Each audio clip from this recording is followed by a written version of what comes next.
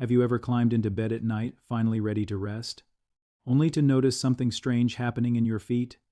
Maybe it begins with a faint tingling, a warm burning feeling under the blankets, pins and needles that seem to appear out of nowhere, or sudden numbness that comes and goes before you can fully understand it, and during the day, you may barely notice it at all. The first sign often shows up so quietly that people laugh it off. Most seniors blame a bad mattress, poor sleeping position, cold weather, tight socks, or simply getting older. That's what many people assume at first. But here's what surprises many people. Sometimes these nighttime foot sensations appear months, even years before bigger nerve problems become obvious. That's why these small changes matter more than they seem, because the body rarely starts with loud warnings. Instead, it whispers first, and at night when everything becomes quiet, those whispers suddenly become easier to hear. Burning, buzzing, tingling.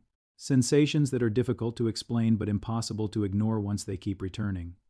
Have you noticed this happening more often lately? Maybe you found yourself moving your feet around under the covers trying to get comfortable. Maybe you wake up frustrated because your feet feel unusually hot one night, then oddly numb the next, and after enough restless nights, something emotional starts happening too. You begin feeling unsettled. Not frightened exactly. Just aware that something feels different, like your body is trying to tell you something you don't fully understand yet. Let me explain. Think of your nerves like insulated cables. When the protective layer starts wearing down, signals stop traveling smoothly. Messages become distorted, uneven, delayed. And what shocks many seniors is that the feet are often the first place these changes appear. Not the hands, not the back, the feet. Because they're farther away from the body's central delivery system, small problems can quietly show up there earlier than expected. Now, this doesn't automatically mean something serious is happening, but recurring nighttime sensations can be worth paying attention to, especially if they keep returning week after week. One simple thing you can do tonight is this. Before bed, take a quick look at your feet. Notice changes in temperature, sensitivity, or numbness. And if these feelings keep happening, write them down somewhere simple. Patterns often reveal more than people expect, because sometimes the body gives subtle warnings long before bigger symptoms arrive. But the next nighttime sign is the one many doctors worry people ignore for far too long. This next sign surprises many people because it doesn't feel dangerous at first. In fact, it often feels so small that it gets ignored completely, just something you notice. Then forget.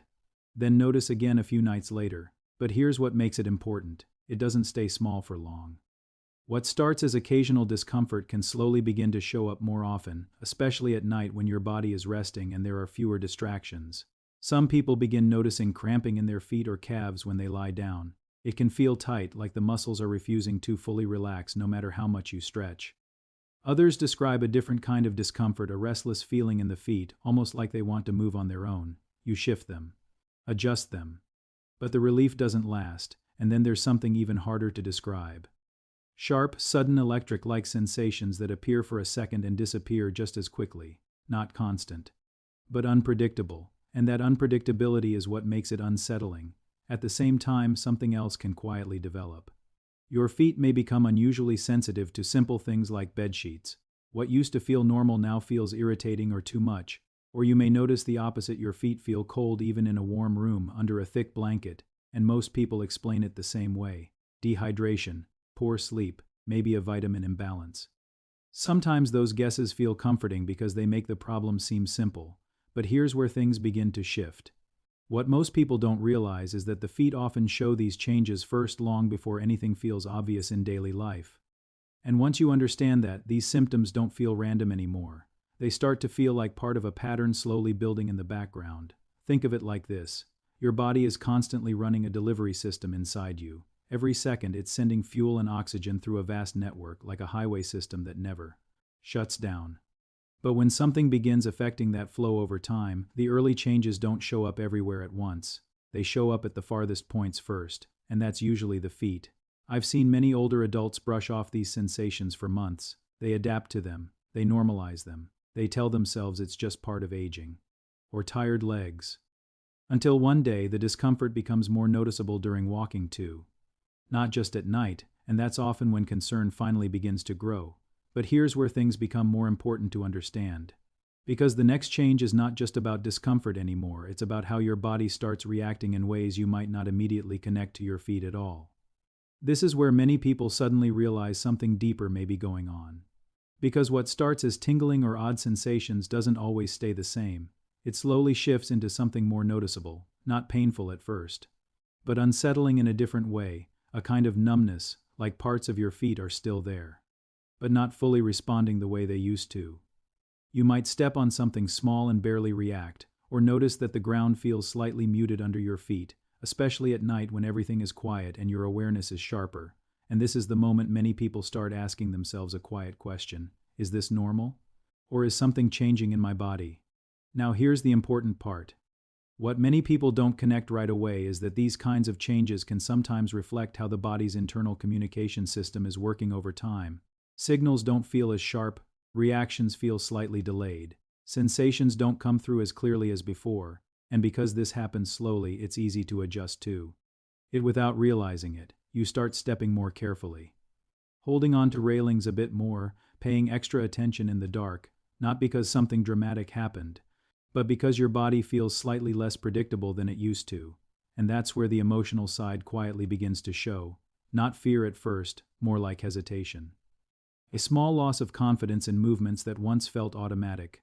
I've spoken with many older adults who describe the same moment in different ways, not as pain, but as realization.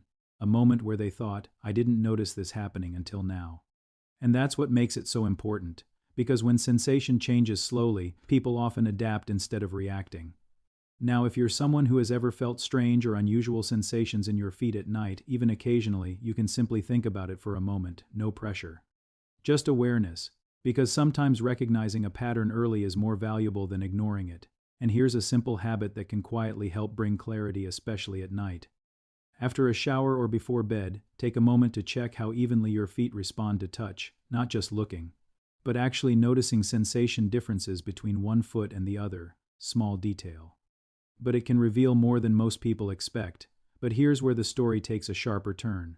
Because what many people assume is just a foot issue is often not starting in the feet at all, and the next part explains why that matters far more than most realize. Now let me explain what ties all these nighttime symptoms together. Because once you step back and look at the full picture, these signs don't feel isolated anymore. They start to look connected. Now, one possible explanation, and I want to be careful here because this is not something you can confirm just by feeling alone, is that long-term changes in blood sugar levels may slowly affect how the body communicates through its nerve pathways and circulation. And when that happens, the earliest noticeable changes often appear in the areas farthest from the core of the body. That's why the feet can sometimes become the first place where things feel different. Not suddenly, not dramatically, but gradually. Now think back to everything we talked about. The burning at night, the tingling that comes and goes, the cramping when you try to rest, the numb or reduced feeling in certain areas, even the strange sensitivity to bed sheets or temperature changes.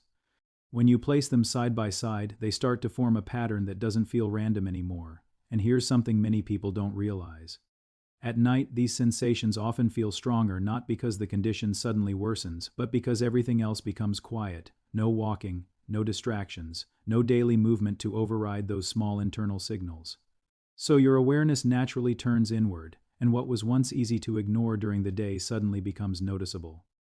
One way to understand this very simply is to imagine a long delivery system inside the body. When everything is working smoothly, messages travel clearly and without interruption. But when that system starts to slow down in certain areas over time, the signals don't always arrive the same way they used to, not blocked completely, but slightly delayed or altered. And that's often when unusual sensations begin to appear in the feet first. But here's the important part. This is not about jumping to conclusions. It's about recognizing patterns early enough to pay attention to them, because the body rarely changes in one sudden step. It usually shifts in small stages that are easy to overlook unless you know what to watch for. And that's why simple awareness matters more than fear. Things like noticing when symptoms happen, how often they return, and whether they are gradually becoming more frequent can give you more clarity than any single moment alone. And of course, if someone is experiencing these kinds of ongoing changes, it's always worth discussing them with a healthcare professional who can properly check blood sugar and circulation through simple tests. Small early checks can often bring a lot of peace of mind. But here's where this story takes an even deeper turn. Because what shows up in the feet is often just the earliest visible part of a much larger process happening quietly in the background. Now here's where everything we've talked about quietly comes together. Because this is no longer just about strange sensations in your feet at night, it's about what those signals may represent over time.